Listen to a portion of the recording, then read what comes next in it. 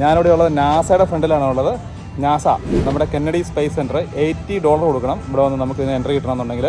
അപ്പോൾ ഇവിടുത്തെ 3 സംഭവങ്ങളാണുള്ളത്: ഗേറ്റ് വേ, ഗാലക്സി, അതുപോലെ തന്നെ ഇവരുടെ ഓർമ്മയ്ക്കായിട്ടുള്ള ഒരു സംഭവങ്ങൾ. അങ്ങനെ 2-3 സംഭവങ്ങളാണുള്ളത്. പിന്നെ IMAX സ്റ്റുഡിയോ ഒക്കെ ഉണ്ട്.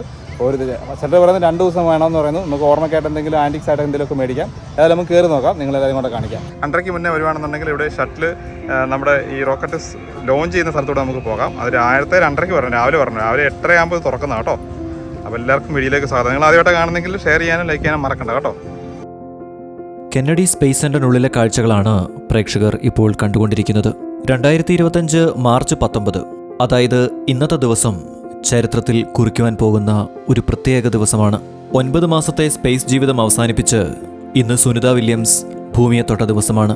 സുനിത വില്യംസിന്റെയും ബുച്ച് വിൽമോറിന്റെയും ഭൂമിയിലേക്കുള്ള മടക്കം ഒരു പ്രത്യേക അസംജ്ഞിത ഘട്ടത്തിലായിരുന്നു ഉണ്ടായിരുന്നത്. തീർച്ചപ്പെടുത്താൻ സാധിക്കാത്ത ഒരു പ്രത്യേക കാലയളവിലേക്ക് അത് നീണ്ടുപോകേണ്ടതായിരുന്നു. എന്നാൽ ഇന്നലെയോടുകൂടി ഇന്റർനാഷണൽ സ്പേസ് സ്റ്റേഷനോട് വിട പറയാൻ അവർക്ക് അവസരമൊരുങ്ങി. ഏകദേശം 27,000 km/h എന്ന വേഗതയിലാണ് അവർ ഭൂമിയിലേക്ക് സഞ്ചരിച്ചത്. ഇന്റർനാഷണൽ സ്പേസ് സ്റ്റേഷനിൽ 9 മാസം താമസിക്കുക എന്നത് ഒട്ടും നിസ്സാരമായ കാര്യമല്ല.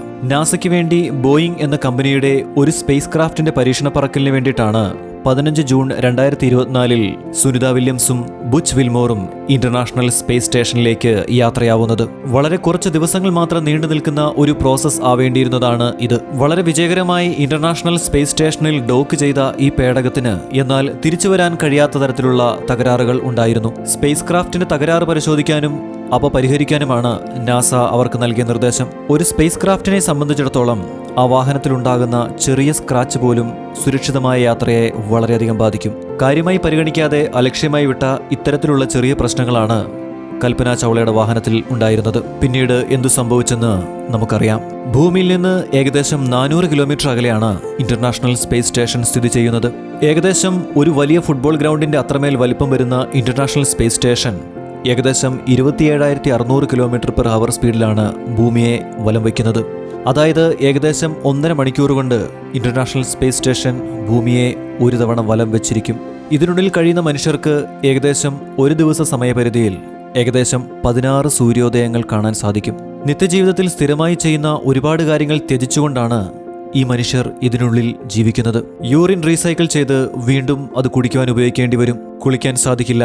ഒന്ന് വിയർത്താലോ അല്ലെങ്കിൽ കരഞ്ഞാലോ പോലും ആ ജലം അന്തരീക്ഷത്തിലേക്ക് പടരും. ടോയ്ലറ്റ് സംവിധാനങ്ങൾ പൂർണ്ണമായും ടെക്നോളജി അടിസ്ഥാനപ്പെടുത്തിയുള്ളതാണ്. സ്പേസ് സ്റ്റേഷനിൽ ഉപയോഗിക്കുന്ന ഒരു ടോയ്ലറ്റിന്റെ വില ഏകദേശം 165 കോടി രൂപയാണ്. ഒട്ടും പ്രതീക്ഷിക്കാതെയാണ് സുനിത വില്യംസും ബുച്ച് വിൽമോറും അവിടെ അകപ്പെട്ടു പോകുന്നത്. ഭക്ഷണവും വെള്ളവും കൃത്യമായി അവിടെ എത്തിക്കുവാൻ സ്പേസ് എക്സിന്റെ ഒരു കാർഗോ വാഹനമാണ് നാസ ഉപയോഗിച്ചത്. ബോയിങ് എന്ന കമ്പനിയുടെ ഒരു പരിപൂർണ വീഴ്ചയാണ് ഈ 2 മനുഷ്യർ സ്പേസ് സ്റ്റേഷനിൽ അകപ്പെട്ടു പോകുവാൻ കാരണമായത്. എങ്കിലും തിരഞ്ഞെടുപ്പിൽ ഡൊണാൾഡ് ട്രംപ് ബൈഡനെതിരെ ഇതൊരു ആയുധമായി പ്രയോഗിച്ചു. ബൈഡന്റെ കഴിവുകേടാണ് ആ 2 മനുഷ്യർ ഇപ്പോഴും സ്പേസിൽ തുടരുവാനുള്ള കാരണമെന്ന് ട്രംപ് വാദിച്ചു. ഏതായാലും സ്പേസിൽ തങ്ങളുടേതായ സ്ഥാനമുറപ്പിച്ച സ്പേസ് എക്സ് തന്നെ വേണ്ടിവന്നു ഇവരുടെ റെസ്ക്യൂ നടത്തുവാൻ.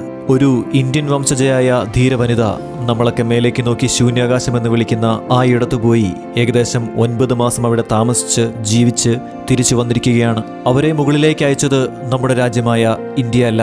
പക്ഷേ എന്നാലും നമുക്ക് അഭിമാനിക്കാം. സ്പേസ്, നക്ഷത്രങ്ങൾ എന്നിവ ടെലിസ്കോപ്പിൽ പോലും കണ്ടിട്ടില്ലാത്ത, കാണാൻ ശ്രമിച്ചിട്ടില്ലാത്ത ചെറിയ മനസ്സും അത്രമാത്രം അറിവും മാത്രമുള്ള ചില മനുഷ്യജീവികൾ ഇപ്പോഴും ഇത്ര വലിയ പ്രപഞ്ചത്തിലെ ഇത്രമാത്രം പോകുന്ന കൃമി വലിപ്പത്തിലുള്ള മനുഷ്യന്റെ വിവാഹവും ഭാവിയും നിശ്ചയിക്കുന്നതും നിയന്ത്രിക്കുന്നതും രാത്രികാലത്ത് മേലെ ആകാശവിധാനത്ത് കാണുന്ന ചെറിയ പ്രകാശകിരണങ്ങളും ഏതോ ആകാശദൂതന്മാരുമാണെന്ന് ആത്മാർത്ഥമായി വിചാരിക്കുകയും വിശ്വസിക്കുകയും പ്രചരിപ്പിക്കുകയും ചെയ്യും. ആ കൂട്ടരെ ഒഴിച്ച് മാനവരാശിയുടെ മേന്മയും ഉയർച്ചയും ആഗ്രഹിക്കുന്ന എല്ലാ മനുഷ്യർക്കും ഇത് ഒരു സന്തോഷത്തിന്റെയും അഭിമാനത്തിന്റെയും ദിവസമാണ്. സുനിത വില്യംസ് നമ്മുടെ അഭിമാനമാണ്. അവരുടെ നിശ്ചയദാർഢ്യത്തിനു മുമ്പിൽ അഭിമാനമുള്ള ഒരു ഇന്ത്യക്കാരൻ എന്ന നിലയിൽ തലവണങ്ങുന്നു. നന്ദി.